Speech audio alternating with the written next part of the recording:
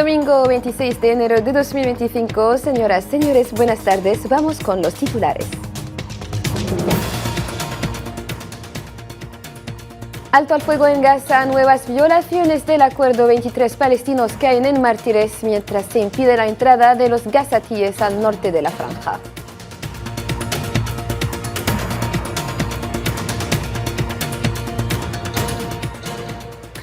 El presidente estadounidense Donald Trump sugiere que Egipto y Jordania deberían acoger a los desplazados palestinos, declaraciones firmemente condenadas por los palestinos.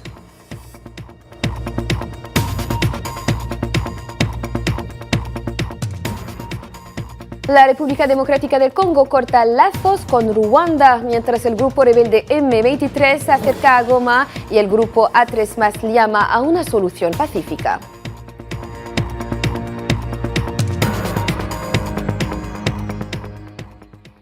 Señoras, señores, hola de nuevo. Iniciamos nuestro telediario de esta noche con la situación en la franja de Gaza. Fuentes médicas palestinas registraron este domingo 23 mártires y 11 heridos tras la agresión sionista perpetrada contra la franja de Gaza en las últimas 72 horas. La misma fuente indicó que el número de muertos ascendió a 47.306 mártires, en su mayoría mujeres y niños, desde el inicio de la ofensiva sionista el pasado 7 de octubre de 2023.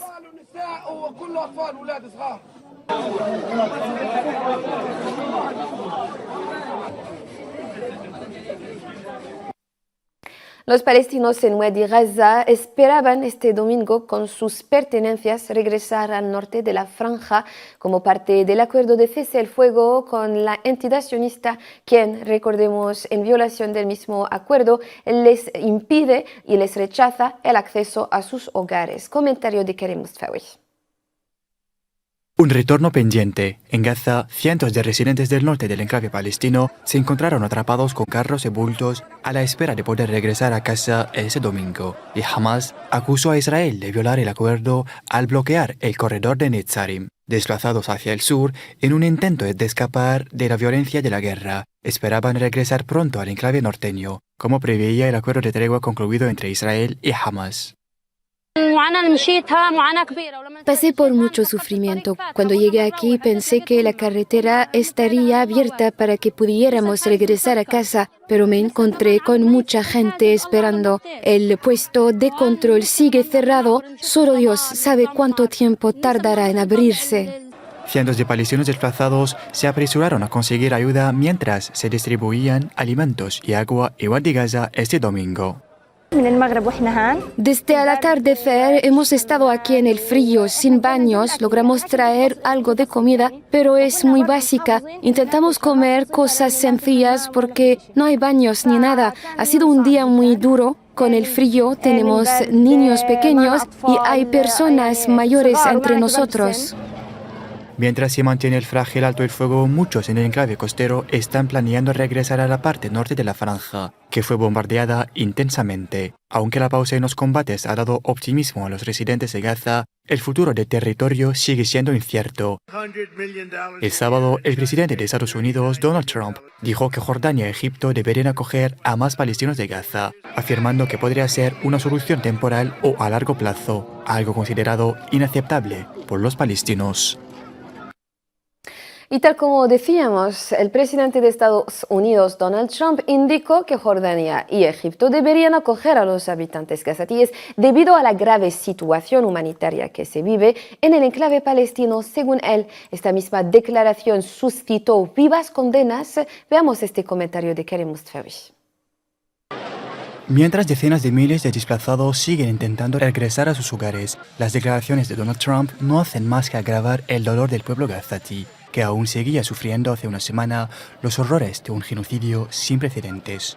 El recién elegido 47º presidente de Estados Unidos, Donald Trump, sugirió un plan para limpiar Gaza y reasentar a sus habitantes en Jordania y Egipto, un plan saludado por altos funcionarios de la entidad sionista, pero rechazado rotundamente por los palestinos. En este contexto, un analista palestino señaló que los llamamientos del presidente Donald Trump tenían como objetivo salvar a Benjamin Netanyahu, subrayando que los palestinos nunca aceptarían tal propuesta.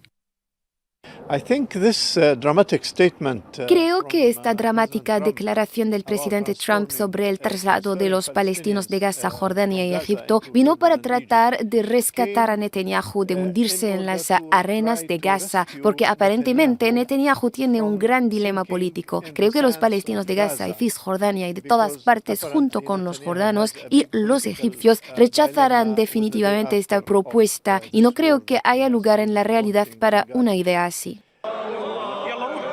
Como reacción, el movimiento de resistencia islámica Hamas condenó categóricamente la propuesta del mandatario estadounidense que busca expulsar un pueblo indefenso de su propia tierra. Si el pueblo palestino no fue desplazado ni trasladado de la Franja de Gaza mientras fue sometido a un genocidio y permaneció firme y apegado a su tierra, ¿qué les impulsaría a desplazarse o ser desplazados de nuevo después de que la guerra cesara y después de la supuesta reconstrucción de la Franja de Gaza y el flujo de ayuda adicional que ha comenzado a llegar a la Franja de Gaza? En realidad, estos comentarios son muy extraños. El pueblo palestino que pagó con su sangre no abandonará la Franja de Gaza y permanecerá firme en su tierra. Por su parte, Jordania expresó su enérgico rechazo a la propuesta de Trump y reiteró su compromiso con la solución de los dos estados como vía para resolver el conflicto palestino-israelí.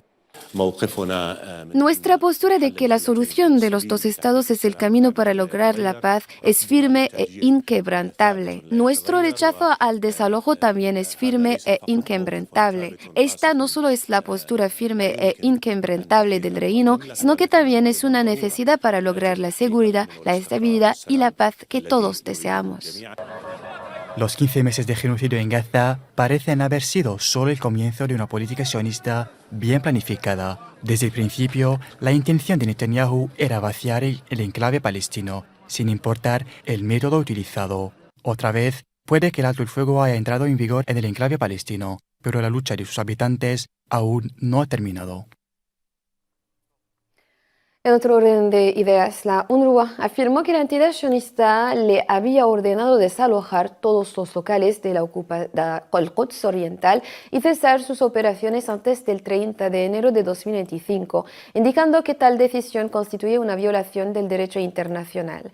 El mismo organismo onusiano subrayó en la plataforma X que las afirmaciones de las autoridades sionistas de que su organismo no tenía derecho a ocupar los locales carecen de fundamento y ponen en peligro las instalaciones y el personal del organismo.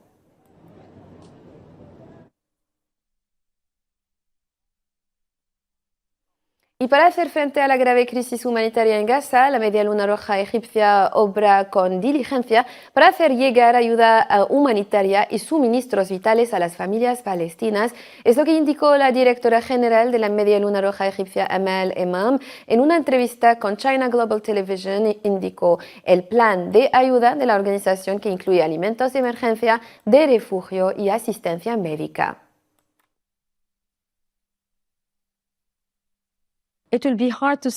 Será difícil decir que ahora hay una necesidad específica en Gaza. Se necesita de todo. La gente ha sufrido y todo ha quedado destruido. Sin embargo, a veces tenemos que priorizar qué es lo primero. La prioridad ahora es la comida, también el agua, el combustible y la ropa. Todas las organizaciones humanitarias califican la guerra en Gaza como la mayor crisis humanitaria en los últimos 30 años. Nuestro plan es iniciar de nuevo esta coordinación y cooperación con las diferentes partes interesadas que están trabajando en la reconstrucción.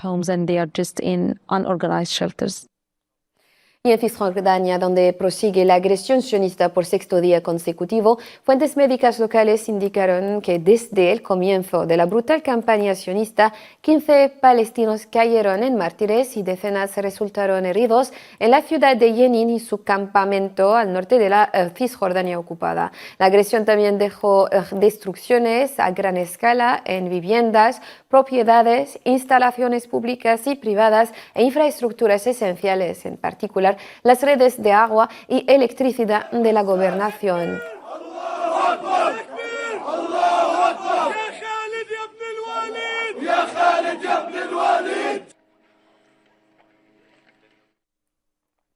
En el Líbano ahora, el número de libaneses que cayeron este domingo en mártires ascendió a 22. Entre ellos, un soldado y más de 120 resultaron heridos.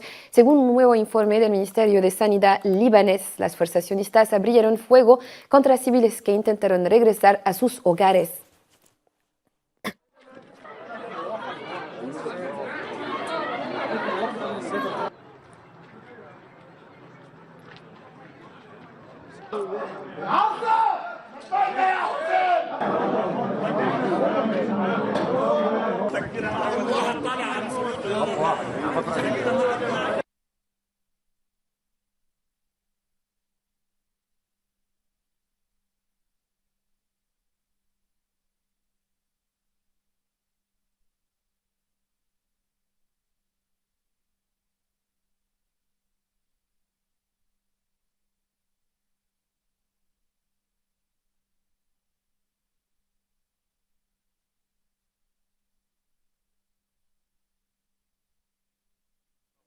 Y ante esta situación, la Fuerza Provisional de las Naciones Unidas en el Líbano, FINUL, expresó este domingo su profunda preocupación por las informaciones según las cuales fuerzas del ejército sionista han disparado contra libaneses en aldeas del sur del país. En un artículo de prensa publicado en su sitio web, la misión onusiana llamó a aplicar plenamente la resolución del Consejo de Seguridad de la ONU 1701 y los acuerdos de cese el fuego, que incluyen el retorno seguro y digno de los civiles desplazados.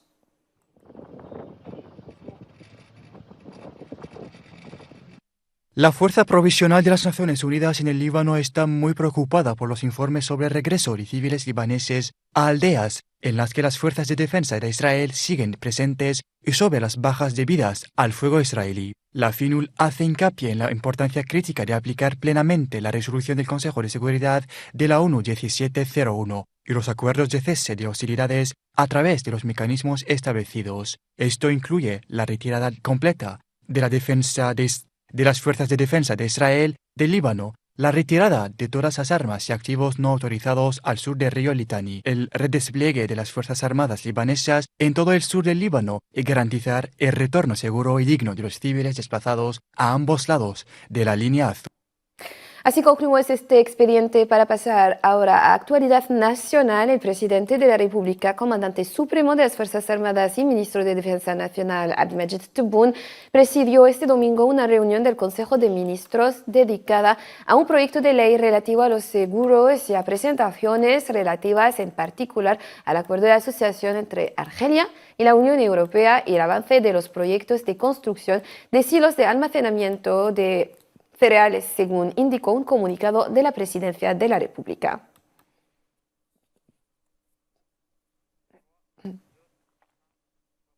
En el capítulo Cooperación, el ministro de Estado, ministro de Asuntos Exteriores, Comunidad Nacional en el Extranjero y Asuntos Africanos, Ahmed Attaf, recibió este domingo en la sede del ministerio a la viceministra de Asuntos Exteriores de la República Federal de Alemania, Katja Kuhl, según indicó un comunicado del ministerio. La reunión brindó la oportunidad de revisar el estado y las perspectivas de la asociación entre Argelia y Alemania, en particular en sus aspectos económicos y culturales, y de intercambiar puntos de vista y análisis sobre los desafíos y problemas que se plantean en la región sahelo-sahariana.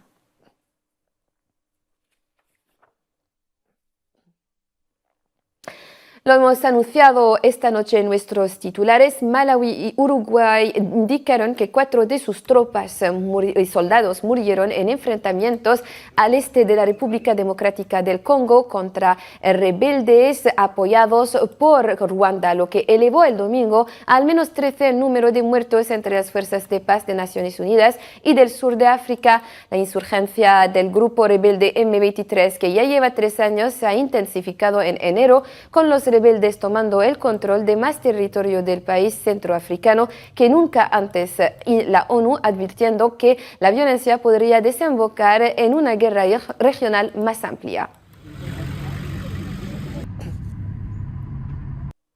La ministra de Asuntos Exteriores de Congo afirma que el país atraviesa los más oscuros días de su historia reciente, señalando que las señales son claras. Ruanda, según ella, se prepara para orquestar una masacre al aire libre.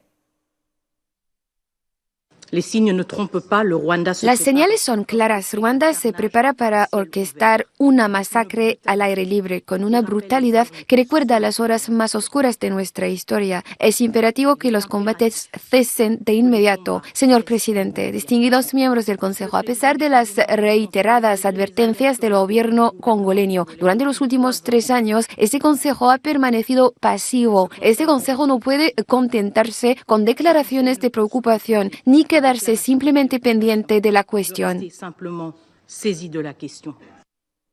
Por su parte, Ruanda dice que lamenta el deterioro de la situación en la región. La crisis actual podría haberse evitado si el gobierno de la RDC hubiera mostrado un compromiso genuino con la paz. Es lo que afirmó en esta misma ocasión el representante ruandés Ernest Rwamukwege. Ruanda lamenta el deterioro de la situación en la región oriental de la República Democrática del Congo. La crisis actual podría haberse evitado si el gobierno de la República Democrática del Congo hubiera demostrado un compromiso genuino con la paz. Y en reacción a la alarmante situación en Ruanda, el Grupo A3+ del Consejo de Seguridad, que incluye Argelia, Somalia, Sierra Leona y Guyana, pidió el domingo una solución política al conflicto en la República Democrática del Congo que respete la soberanía y la integridad territorial de ese país. Nuestras consultas con los gobiernos de la República Democrática del Congo y de Ruanda, así como nuestras discusiones con la Secretaría de la ONU, han reforzado nuestra convicción de que la solución al conflicto en la República Democrática del Congo debe ser política y no militar. Es lo que sostuvo el representante de Sierra Leona en la ONU, el embajador Michael Imran Kanu. En Sudán ahora, el director general de la Organización Mundial de la Salud pidió este sábado que se ponga fin a los ataques contra los trabajadores y las instalaciones sanitarias en Sudán después de que un ataque con drones contra un hospital en la región de Darfur del norte de Sudán matara a más de 70 personas y otras resultaron heridas.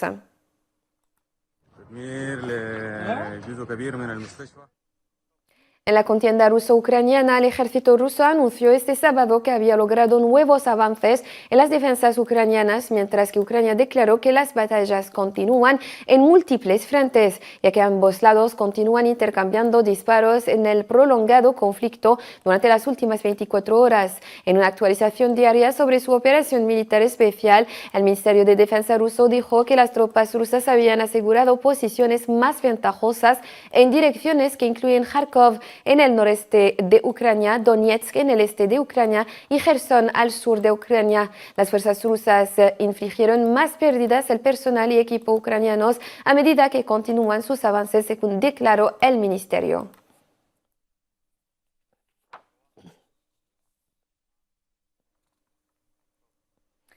El domingo se dieron las elecciones presidenciales en Bielorrusia con más de 6,9 millones de electores habilitados para emitir su voto en un total de 5.324 colegios electorales.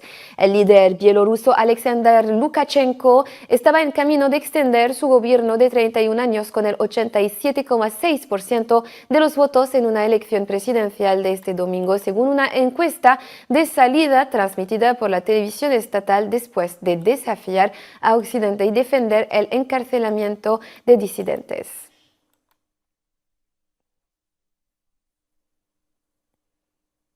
Y en América Latina, el presidente colombiano Gustavo Petro aseguró este domingo que no permitiría el aterrizaje en territorio colombiano de aviones con ciudadanos irregulares deportados por Estados Unidos, ello en una publicación en la plataforma X.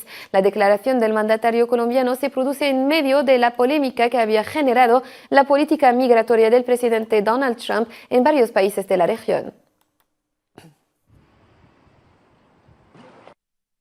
Los estadounidenses no pueden tratar como delincuentes a los migrantes colombianos. Desautorizó la entrada de aviones norteamericanos con migrantes colombianos a nuestro territorio. No puedo hacer que los migrantes queden en un país que no los quiere, pero si ese país los devuelve debe ser con dignidad y respeto con ellos y con nuestro país. En aviones civiles, sin trato de delincuentes, recibiremos a nuestros connacionales. Colombia siempre, el ejército de Colombia anunció este sábado que 104 combatientes de una facción de las Fuerzas Armadas Revolucionarias de Colombia, FARC, incluidos 20 menores de edad, desertaron del grupo armado ilegal en medio de una ofensiva del rival Ejército de Liberación Nacional en el noreste del país sudamericano. Se obtiene como resultado total 104 personas recuperadas, entre las cuales se destaca la desvinculación de 20 menores de edad a los que se les han restituido sus derechos y se han puesto a órdenes del Instituto Colombiano de Bienestar Familiar. Señoras y señores, así pues concluimos nuestra edición de esta noche. Gracias por su amable atención. Un saludo.